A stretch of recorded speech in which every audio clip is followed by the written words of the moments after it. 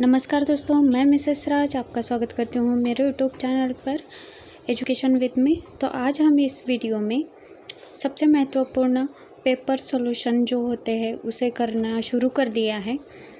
आज से ही हम हर वीक सैटरडे संडे जो दोनों पेपर होते हैं, जनरल पेपर और हमारा जो सब्जेक्ट है हिंदी लिटरेचर का, उसका जो पेपर है हम सैटरडे संडे सॉल्व करते जाएंगे।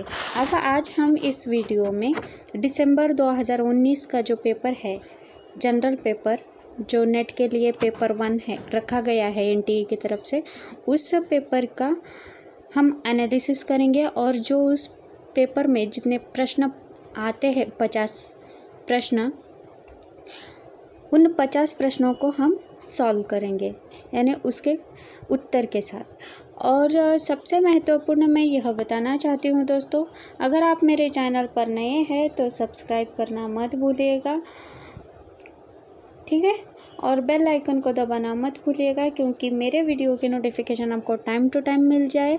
और उसके साथ लाइक कीजिएगा दोस्तों, एक लाइक तो 100% बनता है, क्योंकि इतने सारे क्वेश्चंस पेपर में लेकर आऊँगी जो आपने कभी कभी सॉल्व किए ही नहीं होंगे, ठीक है। और कमेंट भी कीजिएगा, आपके जो भी प्रॉब्लम्स होंगे उन प्रॉब्लम्स को सॉल्व करने की कोशिश मैं ज़रूर करूँगी। और सबसे महत्वपूर्ण, आप मेरे टेलीग्राम के चैनल पर, आप मुझे टेलीग्राम पर भी फॉलो कर सकते हैं, ठीक है। और टेलीग्राम पर डेली क्विजेस होने शुरू हो गए हैं, और टेलीग्राम का जो भी लिंक है मैंने डिस्क्रिप्शन बॉक्स में दे दिया है, तो आप वहां से क्लिक कर सकते हैं, या टेलीग्राम पर कैपिटल अक्षरों में एजुकेशन विथ मी आप टाइप कर सकते हैं, ठीक है दोस्तों। और वहां पर डेली पेपर 1 के 50 क्वेश्चंस और पेपर 2 के 50 क्वेश्चंस मैं डाल रही हूँ, आप वहाँ जाकर उसे सॉल्व कर सकते हैं दोस्तों। और सबसे महत्वपूर्ण और एक बात बताना चाहती हूँ, जैसे ही 50 प्रश्न आप सॉल्व कर देंगे तो आप मुझे कमेंट करके आपके कितने प्रश्न करेक्ट आए हैं वो नंबर वहाँ पर डाल दीजिएगा दोस्तों। अब हम शुरू करते हैं इस पेपर को सॉल्व करने के लिए। अब यहाँ पर देखिए, और एक बात कहना चाहती हूँ, अगर मेरे वीडियो की पीडीएफ चाहिए आपको, तो आप मुझे टेलीग्राम पर फॉलो कर सकते हैं, और वहाँ पर मैं पीडीएफ डाल दूँगी, वहाँ से आप डाउनलोड करके पढ़ाई कर सकते हैं। और मैं जितना भी मटेरियल आपको प्रोवाइड कर रही हूँ वो सारा का सारा मटेरियल किसी एक किताब से नहीं है, बहुत सारे किताबों को पढ़ने के बाद ही मैं यह सारा मटेरियल आप तक पहुँचाने की कोशिश कर रही हूँ। अगर आप मेरे वीडियो को लाइक करेंगे तो मुझे बहुत अच्छा लगेगा, क्योंकि मैं जो मटेरियल आपको प्रोवाइड कर रही हूँ ऐसा मटेरियल आपको कहीं और जगह नहीं मिल सकता।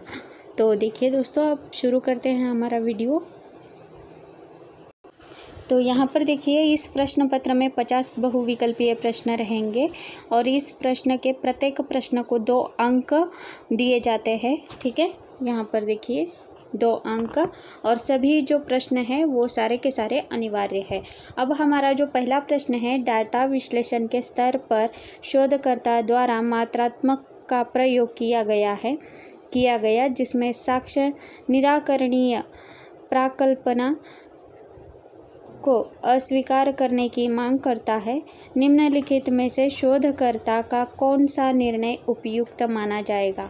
तो यहाँ पर देखिए, इसके जो ऑप्शंस है H0, ठीक है, और मूल्य शोध परिकल्पना को अस्वीकार करना, H0 को अस्वीकार करना और मूल्य शोध परिकल्पना को स्वीकार करना, मूल्य शोध परिकल्पना पर कोई निर्णय बिना, H0 को अस्वीकार करना, H0 को स्वीकार करना और मूल्य शोध परिकल्पना को स्वीकार करना। तो इस प्रश्न का सही उत्तर आता है B, ठीक है। अब हम दूसरा प्रश्न देखेंगे।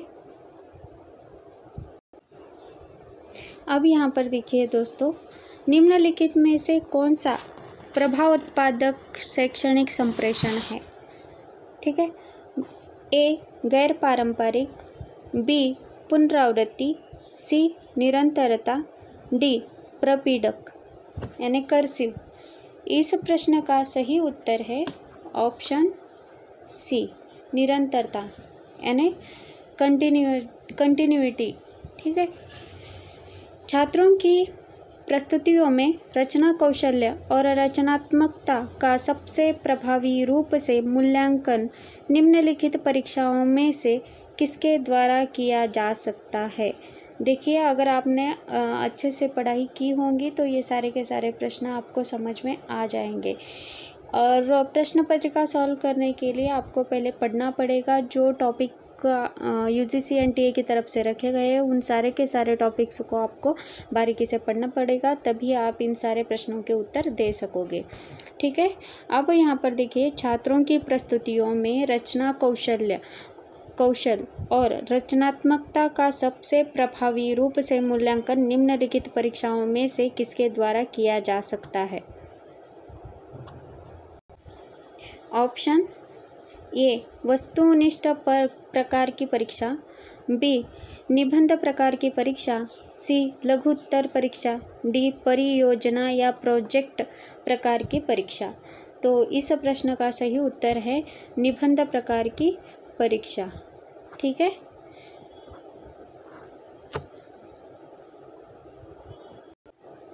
अगला प्रश्न देखिए, मिस्टर एक्स एक मलिन बस्ती में रहता है और वह बेरोजगार है, इसलिए मिस्टर एक्स मंत्री बनने के योग्य है। इस युक्ति से हेत्वाभास का कौन सा प्रकार प्रदर्शित होता है। तो यहाँ पर देखिए, इस प्रश्न का जो सही उत्तर है, इसके ऑप्शन देखिए, संग्रह दोष, बी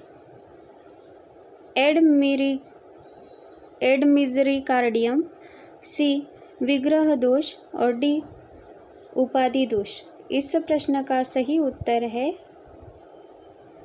ऑप्शन बी। और जब यह टॉपिक मैं सिखाते जाऊंगी तब ये सारे के सारे प्रश्नों को भी और एक बार मैं वहाँ पर एग्जाम्पल के तौर पर क्लियर कर दूंगी दोस्तों। अब यहाँ पर हम पेपर सॉल्व कर रहे हैं, तो जल्दी जल्दी टाइम के अंदर हमें पेपर सॉल्व करना है। ठीक है।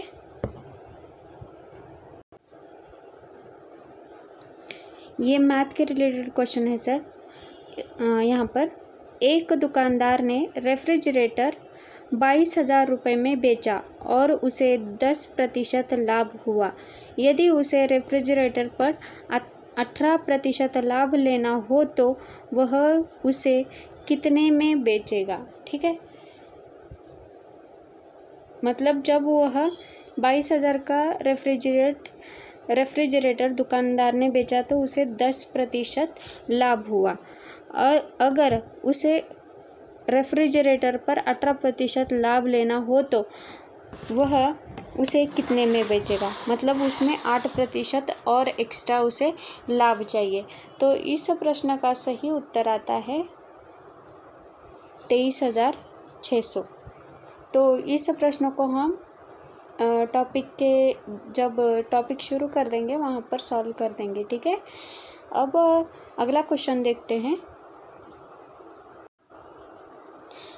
एक महाविद्यालय शिक्षक द्वारा सेमिनार में एक शोध पत्र प्रस्तुत किया जाता है। शोध पत्र में उल्लेखित संदर्भ काफ़ी पुराने हैं।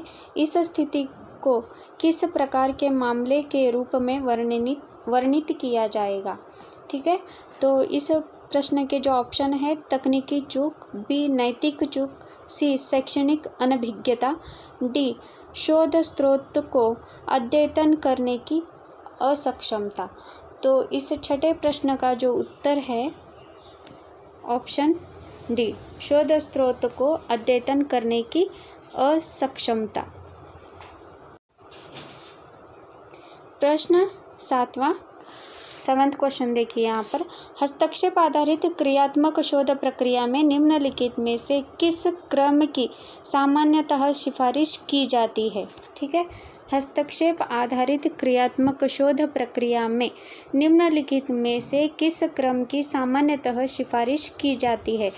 और इसके जो ऑप्शन है, योजना, क्रियान्वित, प्रेक्षण और चिंतन मनन बी ऑप्शन है प्रेक्षण, योजना, क्रियान्वित और चिंतन मनन। सी चिंतन मनन, योजना, क्रियान्वित और प्रेक्षण। डी प्रेक्षण, क्रियान्वित, चिंतन मनन और योजना। इस प्रश्न का सही उत्तर है ऑप्शन ए, योजना, क्रियान्वित, प्रेक्षण और चिंतन मनन। अगला प्रश्न देखते हैं।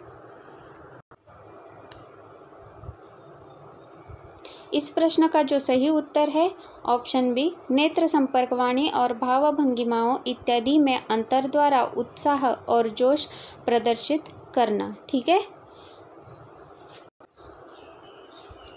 अब यहाँ पर देखिए प्रश्न 9 है। देखिए यहाँ पर क्वेश्चन 9 है, सभी बिल्लियाँ स्तनधारी है का परिवर्तित वाक्य है। ए कुछ स्तनधारी बिल्लियाँ नहीं है, कोई भी स्तनधारी बिल्लियाँ नहीं है, कुछ स्तनधारी बिल्लियाँ हैं, और डी सभी स्तनधारी बिल्लियाँ हैं। इस प्रश्न का जो सही उत्तर आता है वो है ऑप्शन सी, कुछ स्तनधारी बिल्लियाँ होती है और कुछ स्तनधारी बिल्लियाँ नहीं होती है। ठीक है, और यहाँ पर देखिए ये जो है इसे हम जब लॉजिकल रीजनिंग शुरू करते हैं उस वक्त हम इसे कवर कर देंगे। ठीक है, सभी बिल्लियाँ स्तनधारी है का परिवर्तित वाक्य क्या होता है, तो कुछ स्तनधारी बिल्लियाँ हैं। तो अब अगला क्वेश्चन है, तर्क की भारतीय शास्त्रीय परंपरा के संदर्भ में निम्नांकित पर विचार कीजिए। तो इसके जो ऑप्शन है यह देखिए, यह ऑप्शन ए, यह केवल युक्ति के रूप से संबंधित है। बी, यह केवल युक्ति विषय वस्तु से संबंधित है। सी, यह केवल प्रात्यक्षिक ज्ञान से संबंधित है। डी, यह केवल सादृश्य प्रस्तुति से संबंधित है। नीचे से सही विकल्प चुनिए। ऑप्शन ए केवल ए, बी केवल बी, सी ए और बी दोनों, डी सी और डी दोनों। तो इस प्रश्न का जो सही उत्तर बनता है वो है ऑप्शन सी, ए और बी दोनों। ठीक है, अब यहाँ पर देखिए अगला क्वेश्चन 11वां प्रश्न है, अधिगम को प्रभावित करने में निम्नांकित में से किन कारकों को सामाजिक क्षमता के रूप में चिह्नित किया गया है। ये सामाजिक दर्जा, बी प्रेरणा, सी बुद्धिमत्ता साधारण और विशिष्ट, डी संवेगात्मक स्वास्थ्य, ई विचारों को कार्य रूप में परिवर्तित करने में असक्षमता।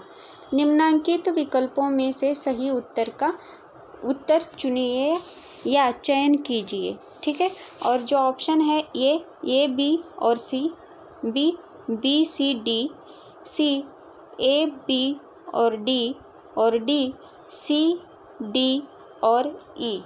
इस प्रश्न का जो सही उत्तर बनता है, 11वें प्रश्न का जो सही उत्तर बनता है वो है ऑप्शन सी, ए बी और डी, सामाजिक दर्जा, प्रेरणा और संवेगात्मक स्वास्थ्य। ठीक है, अगला प्रश्न देखते हैं।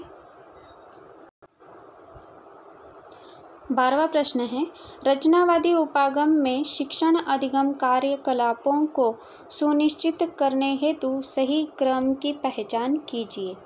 ए अन्वेषण, व्याख्या, संक्षिप्तीकरण, विस्तरण एवं मूल्यांकन करना। बी मूल्यांकन करना, विस्तरण, संक्षिप्तीकरण, व्याख्या एवं अन्वेषण। सी व्याख्या, संक्षिप्तीकरण, अन्वेषण एवं विस्तारण। डी संक्षिप्तीकरण, अन्वेषण, व्याख्या एवं विस्तारण। तो इस प्रश्न का जो सही उत्तर बनता है ऑप्शन डी। ठीक है, अगला प्रश्न 13वां प्रश्न है, किसी छात्र को अपनी परीक्षा में कुल मिलाकर 78% अंक मिले, जिनमें भौतिक विज्ञान, रसायन विज्ञान, गणित, कंप्यूटर विज्ञान और सामान्य अंग्रेजी शामिल है। प्रत्येक विषय में प्राप्त अंक और अधिकतम अंक निम्नलिखित तालिका में दर्शाए गए हैं। ठीक है, अब यहाँ पर देखिए भौतिक विज्ञान अधिकतम अंक 200 जो विषय है नीचे। ठीक है, रसायन यहाँ पर विषय है और प्राप्त अंक है 155। रसायन विज्ञान अधिकतम अंक 100 है और यहाँ पर जो प्राप्त अंक है 80। गणित, कंप्यूटर और सामान्य अंग्रेजी। ठीक है, अब यहाँ पर देखिए छात्र द्वारा अंग्रेजी की जगह कितना अंक मिलेगा। ठीक है, ये 68, बी 74, सी 84 और डी 90। तो इस प्रश्न का जो सही उत्तर बनता है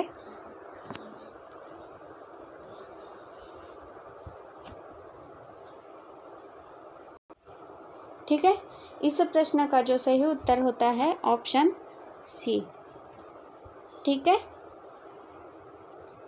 अब हम अगला प्रश्न देखते हैं।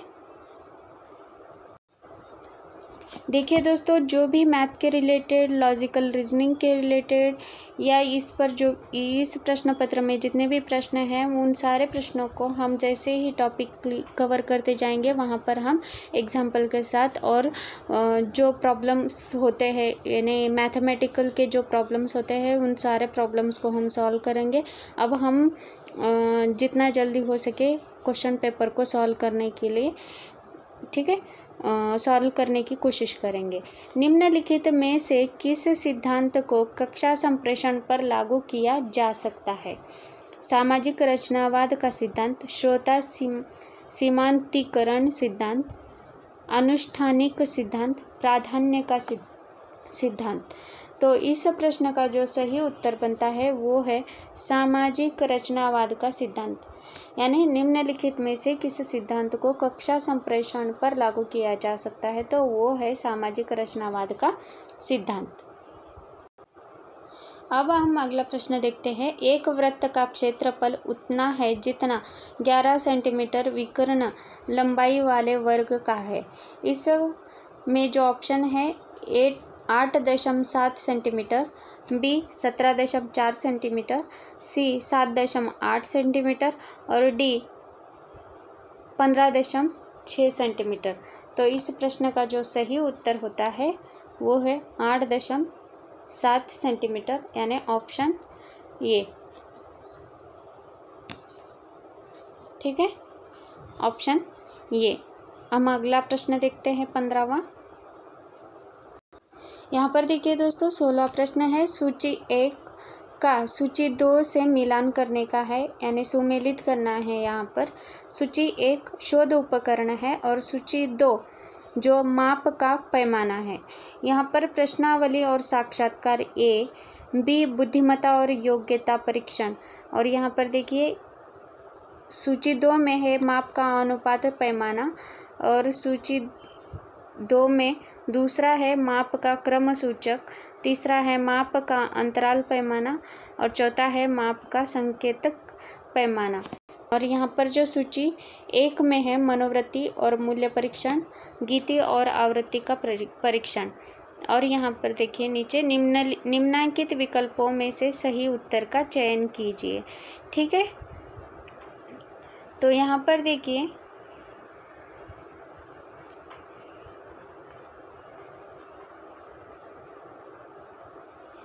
यहाँ पर जो प्रश्न बनते हैं प्रश्नावली और साक्षात्कार का जो मापन है, जो माप का सांकेतिक पैमाना होता है। ठीक है, यहाँ पर और बुद्धिमत्ता और योग्यता का परीक्षण यहाँ पर माप का अंतराल पैमाना होता है। मनोवृत्ति और मूल्य परीक्षण इसका जो पैमाना होता है वो है माप का क्रम सूचक पैमाना और जो अंतिम है चौथा गीति और आवृत्ति का पैमाना होता है माप का अनुपात पैमाना। तो इस प्रकार इस प्रश्न का जो सही उत्तर बनता है वो है ऑप्शन सी।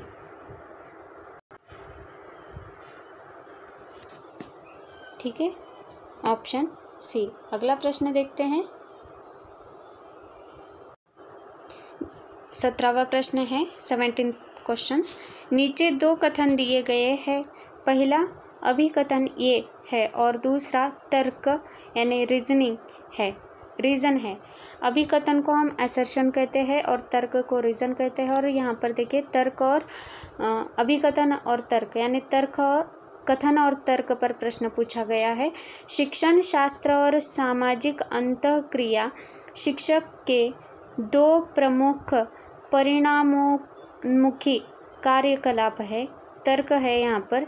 इन दोनों कार्यकलापों में संप्रेषण की सीमित भूमिका है। उपरोक्त दो कथनों को ध्यान में रखते हुए नीचे दिए गए विकल्पों में सही विकल्प को चुनिए। तो यहाँ पर देखिए ऑप्शन यहाँ पर दिए हैं, ठीक है। ये और आर दोनों सही और आर ए की सही व्याख्या है। बी ये और आर दोनों सही और आर ये की सही व्याख्या नहीं है। सी ये सही है किंतु आर गलत है। डी ये गलत है और आर सही है, ठीक है। तो यहाँ पर सबसे महत्वपूर्ण जो तर्क है और कथन है उसे हम पहले जानने की कोशिश करेंगे कि शिक्षण शास्त्र और सामाजिक अंतःक्रिया शिक्षक के दो प्रमुख परिणामोन्मुखी कार्यकलाप है। ये सही है, ठीक है, ये सही है। अब तर्क देखिए कि इन दोनों कार्यकलापों में संप्रेषण की सीमित भूमिका है। तो इन दोनों कार्यकलापों में संप्रेषण की सीमित भूमिका नहीं है। ये बहुत ही विस्तृत भूमिका है संप्रेषण की और यहाँ पर सीमित करने की कोशिश की गई है। तो इससे हम गलत करते हैं और इस प्रकार इस प्रश्न का जो सही उत्तर होता है वो है ऑप्शन सी, यानी ये सही और आर गलत, ठीक है। ये ऑप्शन करेक्ट है, ये सही किंतु आर गलत। और अब हम अगला प्रश्न देखते हैं। यहाँ पर देखिए अगला क्वेश्चन, कक्षा शिक्षण में आईसीटी प्रयोग का मुख्य प्रयोजन क्या है? ये कक्षा अनुदेशन को रुचिकर बनाना, बी कक्षा में विद्यार्थियों के ध्यान को भटकाना, सी कक्षा में विद्यार्थियों को व्यस्त रखना, डी शिक्षण के अधिगम परिणामों को इष्टतम करना। तो इस प्रश्न का जो सही उत्तर बनता है, ठीक है, यहाँ पर देखिए कक्षा अनुदेशन को रुचिकर बनाना यह मुख्य प्रयोजन नहीं है, प्रयोजन है लेकिन मुख्य नहीं है। कक्षा में विद्यार्थियों को ध्यान भटकाना ये गलत है और कक्षा में विद्यार्थियों को व्यस्त रखना लेकिन आईसीटी के द्वारा नहीं बल्कि पढ़ाई के द्वारा, तो यह भी गलत है। और इस प्रश्न का जो सही उत्तर बनता है वो है ऑप्शन डी, शिक्षण के अधिगम परिणामों को इष्टतम करना, ठीक है। यदि डेटा दर्ज करने के लिए तकनीकी मीडिया का उपयोग किया गया है तो निम्नलिखित में से क्या इसके व्याख्या के लिए आवश्यक है? ये प्रतिलेखन, बी संरचनात्मक समीकरण मॉडलिंग, सी अनुक्रमिक विश्लेषण, डी नमूना लेना। इस प्रश्न का जो सही उत्तर बनता है वो है प्रतिलेखन, ठीक है। अगला प्रश्न,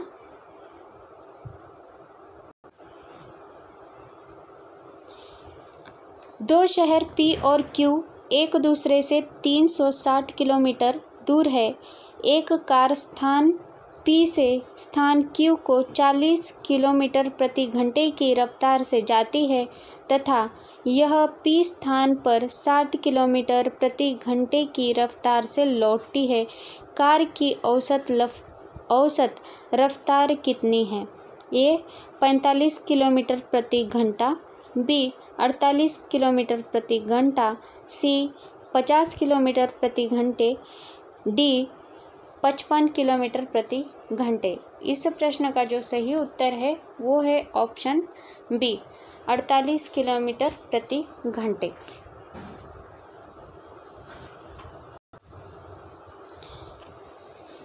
अगला क्वेश्चन, निम्नलिखित में से x का मान निर्धारित कीजिएगा।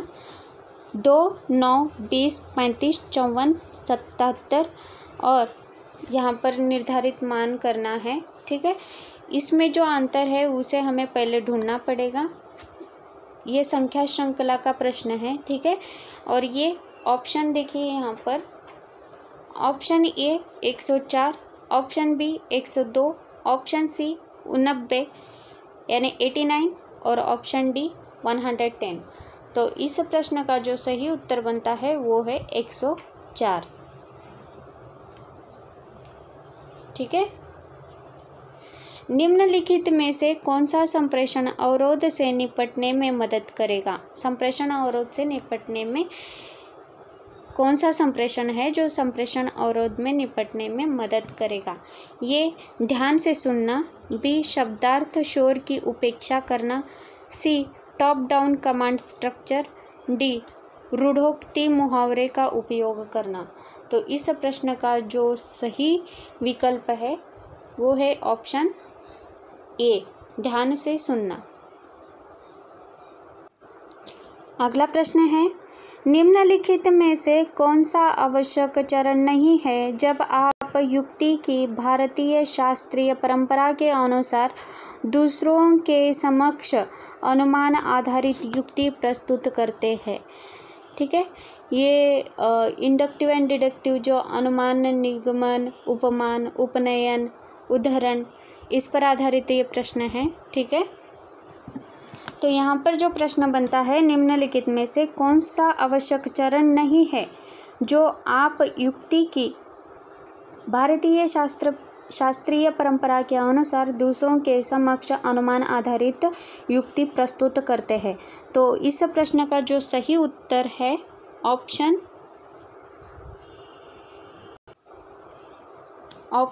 बी आता है, उपमान। कथन कुत्ते सरीसृप नहीं होते हैं, इसमें कौन सा पद वितरित है? ये केवल उद्देश्य पद, बी केवल विधेय पद, सी उद्देश्य और विधेय दोनों पद, डी उद्देश्य या विधेय दोनों में से कोई नहीं। तो इस प्रश्न का जो सही उत्तर बनता है वो है ऑप्शन सी, उद्देश्य और विधेय दोनों पद।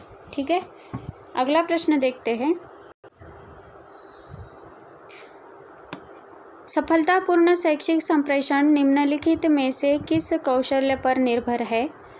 ये आग्राहकों के नकारात्मक विशेषताओं की समझ, बी वाचिक संप्रेषण और शरीर भाषा, सी आग्राहकों पर प्रभाव के लिए समय का आकलन, डी आग्राहकों की आवश्यकताओं का विश्लेषण। नीचे दिए गए विकल्पों में से सही विकल्प का चयन करें। ये और बी, बी और सी और डी और डी। तो इस प्रश्न का जो सही उत्तर बनता है वो है ओनली डी। ठीक है, ये गलत हुआ है। डी और डी का मतलब होता है कि ओनली डी, मतलब डी एक ही। ठीक है, अब हम अगला प्रश्न देखते हैं।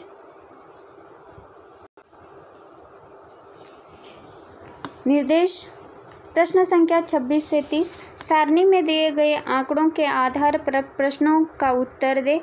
निम्नलिखित सारणी पर विचार करें जिसमें वर्ष 2013-18 के दौरान कंपनी ए का मुनाफा इतने प्रतिशत तो कंपनी बी की आय तथा कंपनी बी का व्यय एवं प्रतिशत की गणना करने का सूत्र दर्शाया गया है। वर्षवार वित्तीय विवरण। वर्ष देखें यहाँ पर, ये तालिका आप यहाँ पर देखिए। ठीक है, मैं बहुत ही स्लोली स्क्रॉल कर रही हूँ, आपको समझ में आए इसलिए।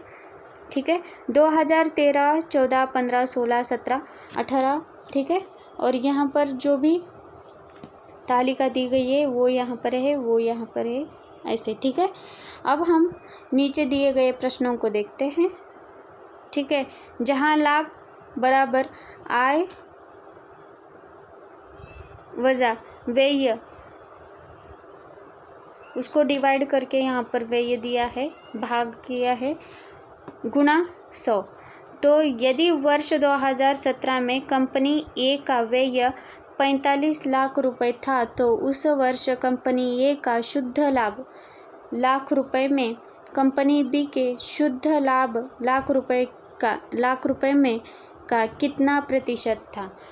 ये 15%, बी 25%, सी 40% और डी 75%। तो इस प्रश्न का जो सही उत्तर बनता है वो है option A.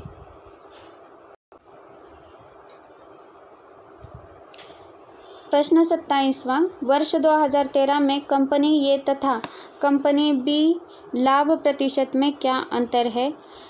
Option A 5%, option B 7%, option C 12%, option D 15%। तो इस प्रश्न का जो सही उत्तर बनता है वो है 5%। अगला प्रश्न देखिए, यदि वर्ष 2018 में कंपनी ए की आय 90 लाख रुपए थी तो उस वर्ष उस कंपनी बी का शुद्ध लाभ कंपनी ए के शुद्ध लाभ से कितना प्रतिशत अधिक है? तो इस प्रश्न के जो ऑप्शन है, option A 30%, option B 60%, option C 75% और ऑप्शन डी 80%। तो इस प्रश्न का जो सही उत्तर बनता है वो है ऑप्शन डी। अगला प्रश्न देखिए, यदि वर्ष 2014 में कंपनी ए की आय 32.5 लाख रुपए थी तो वर्ष 2014 में कंपनी ए एवं कंपनी बी के शुद्ध लाभ लाख रुपए में का योग क्या था? ऑप्शन ए है 12.8 लाख रुपए, ऑप्शन बी 13.2 लाख रुपए, ऑप्शन सी 15 लाख रुपए और ऑप्शन डी 16.5 लाख रुपए। तो इस प्रश्न का जो सही उत्तर बनता है वो है ऑप्शन डी। कंपनी बी का प्रतिशत लाभ किस वर्ष सबसे अधिक था? Option A 2014, option B 2015, option C 2016, option D 2017। तो इस प्रश्न का जो सही उत्तर है वो है ऑप्शन सी 2016। अगला प्रश्न देखिए, ठीक है, उस विकल्प का चयन करें जिसमें केवल टेक्स्ट प्रारूप में फाइल होती है। ये JPEG, MP3, RTF, B CSV, RTF, TXT।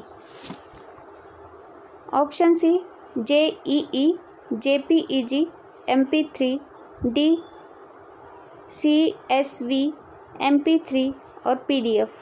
इस प्रश्न का जो सही उत्तर बनता है वो है ऑप्शन बी CSV, RTF और TXT यानी टेक्स्ट। यहाँ पर टेक्स्ट के संदर्भ में यानी टेक्स्ट प्रारूप में फाइल कैसे होती है उसके संदर्भ में प्रश्न पूछा गया है। तो इस प्रश्न का जो सही उत्तर होता है वो है SVC, RTF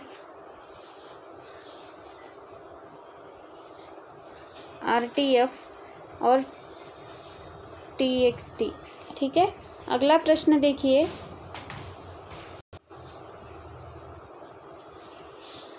निम्नलिखित में से कौन विद्वान नालंदा विश्वविद्यालय से धर्म ग्रंथ अपने साथ वापस ले गए और इस विश्वविद्यालय की वास्तुकला और अधिगम के बारे में लिखा? Option A Kim Huang, Korea, B Jin Tan Yan, Korea, C Hwang Song चीन, डी जुना मेंग चीन। तो इस प्रश्न का जो सही उत्तर बनता है वो है ऑप्शन सी ह्वांग सोंग चीन। इन्होंने नालंदा विश्वविद्यालय से धर्म ग्रंथ अपने साथ लेकर वापस चले गए और इस विश्वविद्यालय की जो वास्तुकला होती है यानी इस विश्वविद्यालय की जो वास्तु है और जो अधिगम यानी शिक्षण है उसके बारे में इन्होंने ही लिखा है। ठीक है, अगला प्रश्न देखिए, यहाँ पर नीचे दो कथन दिए गए हैं। एक का शीर्षक है अभिकथन यानी असर्शन और दूसरे को कारण यानी रीज़न है। अभिकथन यानी असर्शन है CPU की क्लॉक स्पीड हालिया वर्षों में बहुत अधिक नहीं बढ़ी है। कारण अब उपयोग किए जा रहे सॉफ्टवेयर तेज़ है और इसलिए प्रोसेसर को तेज होने की आवश्यकता नहीं है। उपरोक्त दो कथनों के आधार पर नीचे दिए गए विकल्पों में से सही विकल्प चुनिए। तो यहाँ पर ऑप्शन है, देखिए ऑप्शन यहाँ पर ऑप्शन ए, दोनों ए और आर सही है। आर ये का सही स्पष्टीकरण है। बी, दोनों ए और आर सही है लेकिन आर ए का सही स्पष्टीकरण नहीं है। ऑप्शन सी, ये सही है लेकिन आर गलत है। ऑप्शन डी, ये गलत है और आर सही है। तो इस प्रश्न का जो सही उत्तर बनता है यहाँ पर ऑप्शन सी, मतलब ये सही है लेकिन आर गलत है, क्योंकि सीपीयू की क्लॉक स्पीड हाल ही वर्षों में बहुत अधिक नहीं बढ़ी है, परंतु इसका कारण यह नहीं हो सकता कि अब उपयोग किए जा रहे सॉफ्टवेयर जो तेज़ है, परंतु प्रोसेसर को तेज़ होने की आवश्यकता नहीं है। ऐसा नहीं है, प्रोसेसर को भी तेज़ होना ही होगा, क्योंकि अगर सॉफ्टवेयर तेज़ी से बढ़ रहे हैं तो सॉफ्टवेयर की जो प्रोसेस होती है, जो सीपीयू की प्रोसेस होती है, उसे भी तेज़ करना ही पड़ेगा।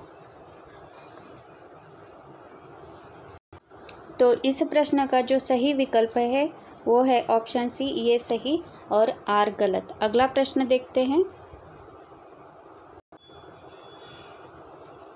तो यहाँ पर देखिए, मान लीजिए कि जलवायु परिवर्तन के लिए उत्तरदायी कार्बन डाइऑक्साइड एक ग्रीन हाउस गैस की सांद्रता 400 ppm है।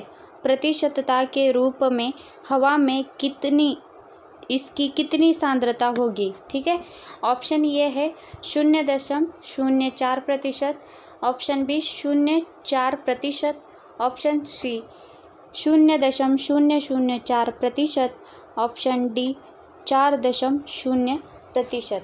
तो इस प्रश्न का जो सही उत्तर यहाँ पर बनता है वो है ऑप्शन ए, 0.04%। निम्नलिखित में से कौन राष्ट्रीय कौशल अर्हता ढांचे से संबंधित है? क्षमता आधारित जांच या क्षमता आधारित ढांचा, प्रौद्योगिकी आधारित ढांचा, आर्थिक विकास आधारित ढांचा, मूल्यांकन आधारित ढांचा। तो इस प्रश्न का जो सही उत्तर बनता है, देखिए दोस्तों, ठीक है, इस प्रश्न का सही उत्तर बनता है कि क्षमता आधारित ढांचा। अगला प्रश्न देखते हैं हम। ठीक है, प्रदूषित जल के कारण होने वाले मानव रोग के सही समूह को पहचानें। यहाँ पर देखिए, रोगों की जानकारी के संदर्भ में प्रश्न है और यह प्रश्न एनवायरनमेंट, ठीक है, पर्यावरण से संबंधित है। तो यहाँ पर जब हम पर्यावरण का टॉपिक कवर करेंगे तब हम इस प्रश्न को भी एग्जाम्पल के साथ सॉल्व करेंगे। अब हम यहाँ पर प्रश्न को सॉल्व करते हैं। प्रदूषित जल के कारण होने वाले मानव रोगों के सही समूह को पहचानें। ए, हैजा, अतिपाती, अतिसार, आंतज्वर यानी टाइफाइड और पोलियो। बी इसी तरह है, सी और डी। तो इस प्रश्न का जो सही ऑप्शन है ऑप्शन ए, ठीक है, हैजा, अतिपाती, अतिसार, आंतज्वर यानी टाइफाइड और पोलियो इस प्रश्न का सही उत्तर है।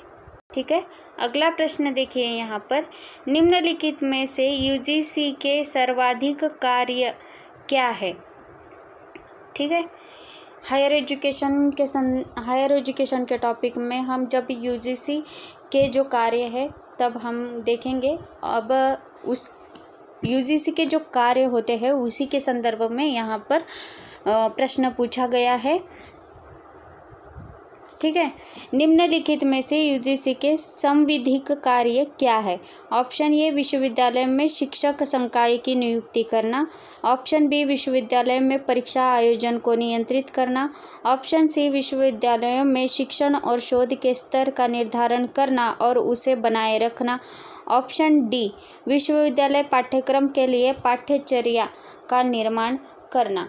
तो इस प्रश्न का जो सही उत्तर बनता है वो है ऑप्शन सी, विश्वविद्यालय में शिक्षण और शोध के स्तर का निर्धारण करना और उसे बनाए रखने का जो कार्य है वो यूजीसी के संविधिक कार्यों में से एक कार्य माना जाता है।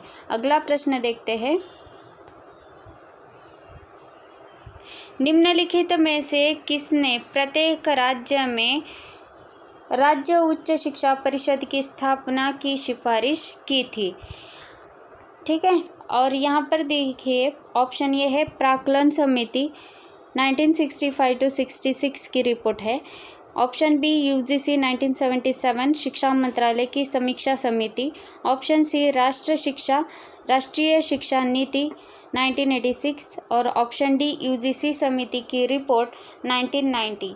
तो इस प्रश्न का जो सही उत्तर बनता है वह है ऑप्शन सी राष्ट्रीय शिक्षा नीति 1986।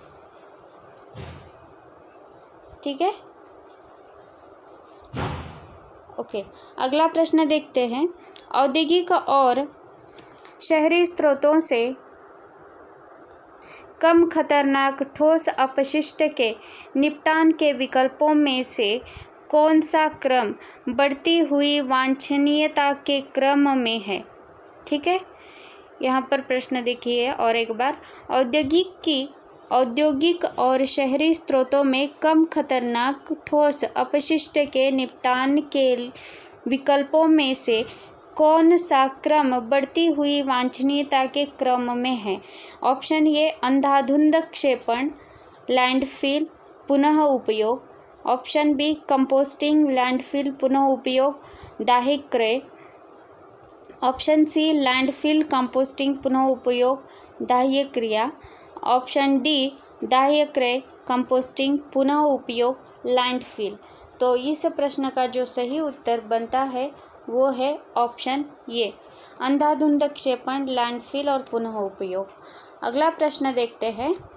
निम्नलिखित में से किसे मानव संसाधन विकास मंत्रालय भारत सरकार का वृहद मुक्त ऑनलाइन पाठ्यक्रम प्लेटफॉर्म के रूप में बनाया गया है? ठीक है, और यहाँ पर देखिए जो 4 पाठ्यक्रम जो प्लेटफॉर्म है पाठ्यक्रम के उसे यहाँ पर दिया है। ये प्रथम, बी स्वयं, C future learn, D open learn.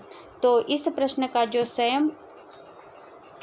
का जो ऑप्शन है बहुत ही सटीक ऑप्शन है। निम्नलिखित में से किसे मानव संसाधन विकास मंत्रालय भारत सरकार का वृहद मुक्त ऑनलाइन पाठ्यक्रम प्लेटफॉर्म के रूप में बनाया गया है? तो इसका ऑप्शन है स्वयं। ठीक है, अगला प्रश्न देखते हैं।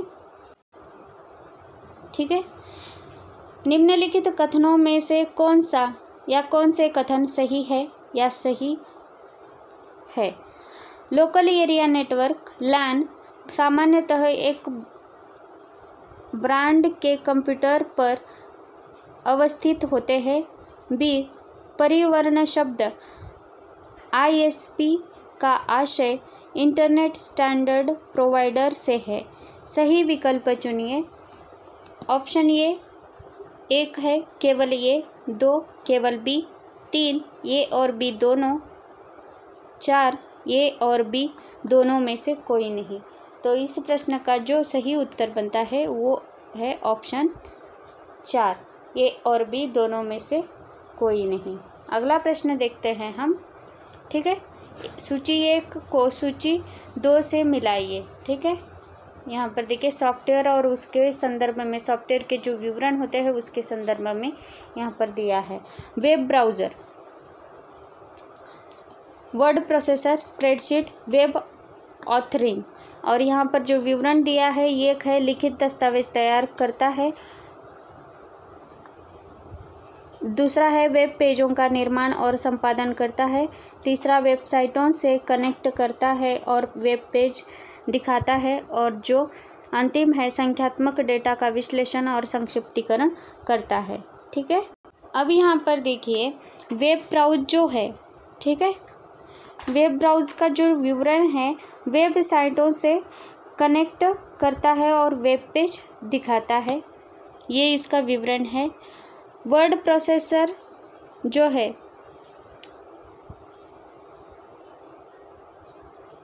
उसका जो विवरण होता है लिखित दस्तावेज तैयार करता है। और स्प्रेडशीट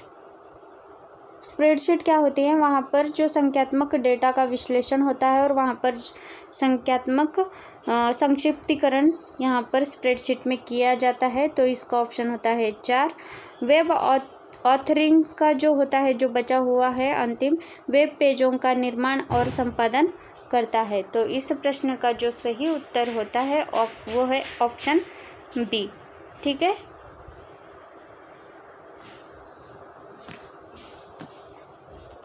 यहाँ पर देखिए ऑप्शन बी। अब हम अगला प्रश्न देखते हैं। बायोमास ईंधनों के उनके प्रति इकाई परिमाण में ऊर्जा के अंश के संबंध में सही क्रम को पहचाने। बायोमास यानी बायोगैस ईंधन है, उसके संदर्भ में है गोबर, ऑप्शन ये है सूखा, गोबर सूखा, नारियल खोल और छटनी न किया गया घरेलू कचरा। ऑप्शन बी है छटनी न किया गया घरेलू कचरा, नारियल खोल और गोबर सूखा। ऑप्शन सी सूखी लकड़ी, नारियल खोल, छटनी न किया गया घरेलू कचरा। और ऑप्शन डी है नारियल खोल, गोबर सूखा, छटनी न किया गया घरेलू कचरा। तो इस प्रश्न का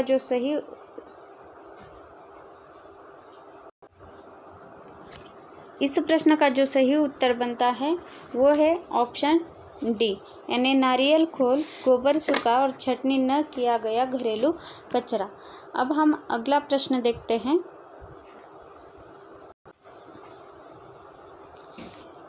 पेरिस समझौते के अनुसार राष्ट्रीय रूप से निर्धारित अभिप्रेरित अंशदान INDCs के पुनरीक्षा प्रत्येक वर्ष बाद की जाएगी। ठीक है, तो इस प्रश्न का जो सही उत्तर बनता है, यहाँ पर देखिए ऑप्शन है 15 वर्ष, ऑप्शन बी 10 वर्ष, ऑप्शन सी 5 वर्ष और ऑप्शन डी 3 वर्ष। तो इस प्रश्न का जो सही उत्तर बनता है वो है ऑप्शन सी 5 वर्ष। ठीक है, अगला प्रश्न हम देखते हैं। यहाँ पर देखिए निम्नलिखित में से कौन सा कथन सही है। CPU की क्लॉक स्पीड को हर्ट्ज में मापा जाता है। दूसरा है ब्लूटूथ प्रौद्योगिकी वाईफाई प्रौद्योगिकी से अधिक ऊर्जा को खपत करती है। सही विकल्प चुनिए। ये है केवल 1, बी केवल 2, सी 1 और दोनों, डी 1 और दोनों में से कोई नहीं। तो इस प्रश्न का जो सही उत्तर बनता है वो है ऑप्शन ए।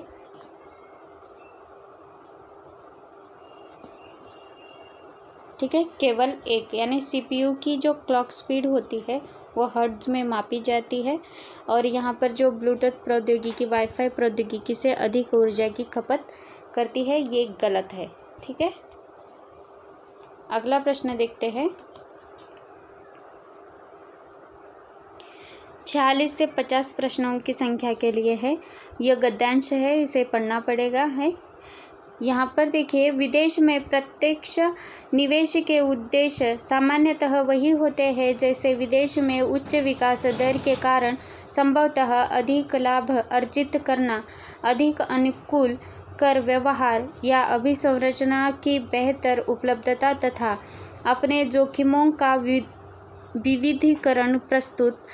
यह देखा गया है कि मजबूत अंतर्राष्ट्रीय अभिमुखता वाली कंपनियां विशेषज्ञों के माध्यम से या विदेश में उत्पादन और या बिक्री सुविधाओं के माध्यम से ज़्यादा लाभ अर्जित करती है तथा उनके लाभ में विशुद्ध घरेलू कंपनियों के लाभ की तुलना में काफ़ी कम भिन्नता होती है। हालांकि ये कारण अंतर्राष्ट्रीय निवेश को स्पष्ट करने के लिए पर्याप्त है, किंतु यह प्रत्यक्ष विदेशी निवेशी के संबंध में एक मूलभूत प्रश्न अनुत्तरित रह जाता है। लेकिन इससे यह स्पष्ट नहीं होता है कि किसी देश के निवासी प्रत्यक्ष विदेशी निवेश को स्वीकार करने की बजाय अन्य देश से ऋण लेकर स्वयं अपने देश में वास्तविक निवेश क्यों नहीं करते। आखिरकार देश किसी देश के निवासियों से स्थानीय स्थितियों के साथ ज़्यादा परिचित होने की अपेक्षा की जाती है तथा इसलिए वे विदेशी निवेशकों की तुलना में प्रतिस्पर्धात्मक रूप से लाभ में होंगे। इसके लिए कई संभावित व्याख्याएं। सबसे महत्वपूर्ण तो यह है कि सामान्यतः एकाधिकारी एवं अल्पाधिकारी बाजारों में बड़े निगमों के पास प्रायः कुछ विशिष्ट उत्पादन ज्ञान या प्रबंध कौशल्य होता है जिसे विदेश में आसानी एवं लाभदायक रूप में प्रयुक्त किया जा सकता है तथा जिसके ऊपर निगम अपना सीधा नियंत्रण रखना चाहते हैं। ऐसी स्थिति में कंपनी विदेश में प्रत्यक्ष निवेश करेगी। इसमें किसी ऐसे वस्तु का भी विदेश में समावेशन या उत्पादन शामिल है जिसका अपने देश में उत्पादन किया जाता है और इससे निर्यात के बजाय विदेशी बाजारों को अलग रखते हुए स्थानीय स्थितियों को अपनाकर व्यापार करने में ज़्यादा सहायता मिलती है। प्रश्न देखिए यहाँ पर 46 से 50 तक के प्रश्न इस गद्यांश पर आधारित है। प्रत्यक्ष विदेशी निवेश के लिए संभावित तर्क क्या हो सकता है? एक, अधिक लाभ। बी यानी दूसरा है बेहतर कर व्यवस्था। तीसरा है अधिसंरचना की उपलब्धता। चौथा जोखिम कम करना और पांचवा स्थानीय निवेश से वित्तीय सहायता। ठीक है, तो यहाँ पर जो निम्नलिखित में से सही विकल्प का चयन करना है ये 1, 4 और 5, बी 2, 3 और 4, सी 1, 2 और 3, डी 4, 5 और 6। तो यहाँ पर जो प्रश्न है 46वां, तो उस प्रश्न का सही उत्तर हो सकता है ऑप्शन बी या ऑप्शन सी। ठीक है, तो यहाँ पर देखिए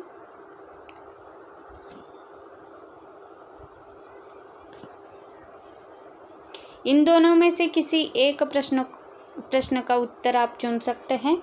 और ये जो है 1, 2, 3, 4 ये जो ऊपर दिए गए 4 ऑप्शन थे वो सही है, लेकिन यहाँ पर दोनों ऑप्शन में 2, 3, 4 और 1, 2, 3 ऐसे दिए गए हैं। तो ये मुझे लगता है यहाँ पर ये दोनों ही ऑप्शन सही है। अगर आपको सही लगा इसमें से कौन सा सटीक बैठता है तो आप मुझे कमेंट करके बता सकते हैं और इस प्रश्न का जो भी उत्तर बनता है। ठीक है, अगला प्रश्न देखते हैं। विशुद्ध घरेलू कंपनियां निम्नलिखित से प्रभावित होती हैं। ठीक है, ए कम ब्याज दर, बी लाभ में कम भिन्नता, सी लाभ में अधिक भिन्नता, डी निर्यात नियंत्रण। तो इस प्रश्न का जो सही उत्तर है ऑप्शन सी लाभ में अधिक भिन्नता। ठीक है, अगला प्रश्न देखते हैं। यह गद्यांश मुख्य रूप से निम्नलिखित से किस संबंधित पहलुओं पर केंद्रित है? निवेश पर अप्रत्यक्ष नियंत्रण, बी निवेश का अंतर्राष्ट्रीय अभिमुखीकरण, सी बिक्री सुविधाएं, डी उत्पादन के समावेशन में विहित जोखिम। तो इस प्रश्न का जो सही उत्तर है ऑप्शन बी निवेश का अंतर्राष्ट्रीय अभिमुखीकरण। अगला प्रश्न देखते हैं। प्रत्यक्ष विदेशी निवेश के मामले में किस कारक का समाधान नहीं किया गया है? ऑप्शन ए विदेशी निवेश की स्वीकार्यता, ऑप्शन बी विदेशी निवेश की अस्वीकार्यता, ऑप्शन सी प्रतिस्पर्धात्मक लाभ का अभाव, डी एकाधिकार वाले निगमों की भूमिका। तो इस प्रश्न का जो सही उत्तर है वो है ऑप्शन बी विदेशी निवेश की अस्वीकार्यता। ऑप्शन बी को हमने सेलेक्ट किया है। ठीक है, अब हम अगला प्रश्न देखते हैं जो इस प्रश्न पत्र का अंतिम प्रश्न है। ठीक है, बड़े निगमों को क्या अनुकूल स्थिति प्राप्त है? ठीक है, ऑप्शन देखिए यहाँ पर लाभप्रदता, पर प्रत्यक्ष नियंत्रण, बी अभिभेदित उत्पादनों का ज़्यादा उत्पादन, सी प्रबंधन कौशल्य का स्थानीकरण, डी बेहतर लाभ हेतु बाधाओं को दूर करना। तो इस प्रश्न का जो सही उत्तर है वो है ऑप्शन ए। तो इस प्रकार हमने इस प्रश्न पत्र को आज इस वीडियो में सॉल्व किया है। दोस्तों, अगर आप मेरे चैनल पर नए हैं तो प्लीज़ सब्सक्राइब करना मत भूलिएगा, बेल आइकन को दबाना मत भूलिएगा, क्योंकि जो भी मेरे वीडियो की नोटिफिकेशन है वो टाइम टू टाइम मिल सके। और आपका एक लाइक तो बनता ही है, और मेरा वीडियो शुरू से लेकर अंत तक देखिएगा ज़रूर, और कमेंट भी कीजिएगा। और इस वीडियो की अगर PDF चाहिए तो आप मुझे कमेंट करके बता दीजिएगा, और मुझे टेलीग्राम पर फॉलो कीजिएगा। टेलीग्राम पर मैंने हर एक वीडियो के PDF डाल दिए हैं, और आप वहां से डाउनलोड कर सकते हैं। तो थैंक यू दोस्तों।